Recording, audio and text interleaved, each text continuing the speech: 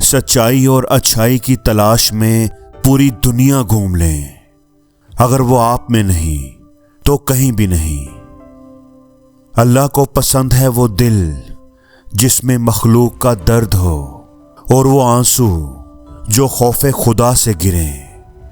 عبادات ضرور کیجیے، مگر معاملات پر خاص توجہ دیجیے۔ کعبے کے چکر لگانے سے انسانوں کو دیے گئے چکر معاف نہیں ہوتے۔ اللہ تو بے نیاز ہے، ملنے کو گھر پر ہی مل جائے اور نہ ملے تو کعبے جا کر بھی نہ ملے، کیونکہ بات ہے صرف تڑپ اور اخلاص کی۔ نفرت وہ چیز ہے جسے لمحے میں محسوس کیا جاتا ہے، اور محبت وہ چیز ہے جس کو ثابت کرنے میں زندگی گزر جاتی ہے۔ اچھے انسان کی سب سے پہلی اور سب سے آخری نشانی یہ ہے کہ وہ ان لوگوں کی بھی عزت کرتا ہے جن سے اسے کسی قسم کے فائدے یا مفاد کی کوئی توقع نہیں ہوتی۔ زندگی استاد سے بھی زیادہ سخت ہوتی ہے، کیونکہ استاد پہلے سبق دیتا ہے اور پھر امتحان لیتا ہے، جبکہ زندگی پہلے امتحان لیتی ہے پھر سبق دیتی ہے۔ ایک بزرگ نے کہا، بیٹا الفاظ جو بھی ہوں، جیسے بھی ہوں، لوگ مطلب ہمیشہ اپنی مرضی کا ہی نکالتے ہیں۔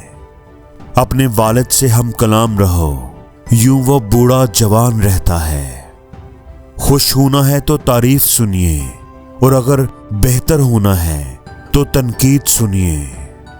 تنہا ہونا یہ نہیں ہوتا کہ آپ کے پاس کوئی نہیں ہے، تنہا ہونا تو اصل میں یہ ہوتا ہے کہ سب آپ کے پاس ہیں لیکن آپ کا کوئی نہیں ہے۔ جس دروازے سے شک اندر آتا ہے، محبت اور اعتماد اسی دروازے سے باہر نکل جاتے ہیں۔ کسی کے جذبات کو اتنی چوٹ نہ پہنچاؤ کہ آپ کا خیال جب بھی اسے آئے اسے تکلیف ہی ہو۔ ابلتے پانی میں چہرہ نظر نہیں آتا، تمہارا غصہ جب اترے تو فیصلہ کرنا۔ غصے کی حالت میں لفظوں پر قابو رکھا کریں، یہ ننھے ننھے الفاظ بڑے بڑے گھاؤ لگانے کی طاقت رکھتے ہیں۔ کچھ لوگوں کے پاس کچھ نہیں ہوتا، وہ پھر بھی مسکرا رہے ہوتے ہیں، جانتے ہو کیوں؟ کیونکہ وہ اللہ تعالیٰ سے اچھے کی امید رکھتے ہیں۔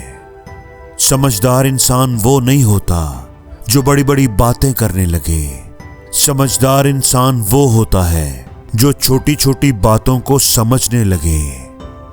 مشکل وقت دنیا کا ایسا جادوگر ہے جو ایک پل میں آپ کی چاہت کے دعوے داروں کا چہرہ بے نقاب کر دیتا ہے۔ تکلیف میں صبر سے کام لو، کیونکہ سونے کو آگ سے اور مومن کو تکلیف سے آزمایا جاتا ہے۔ خوبصورت ہونا اہم نہیں ہوتا، اہم ہونا اصل خوبصورتی ہے۔ جھکو صرف وہاں پر جہاں تمہیں جھکانا ضد نہ ہو۔ تنہائی وہ شے ہے جس میں مومن اللہ سے رجوع کرتا ہے اور انسان شیطان سے۔ نماز اگر محبت سمجھ کر ادا کرو گے تو اللہ تمہیں دوسری نماز کے لیے خود کھڑا کر دے گا۔ منافق لوگوں سے تو وہ کتا بہتر ہے جو سامنے بھونکتا ہے، پیٹھ پیچھے نہیں۔ یاد رکھو، زندگی کی ساری بلندیاں اللہ کے آگے جھکنے سے ملتی ہیں۔ اپنے سجدے طویل کر دیں، آپ کی مشکلیں قلیل ہو جائیں گی۔ اور زندگی میں ہر روز کچھ نیا سیکھو، نیا سوچو، نیا کرو، لرن کرو۔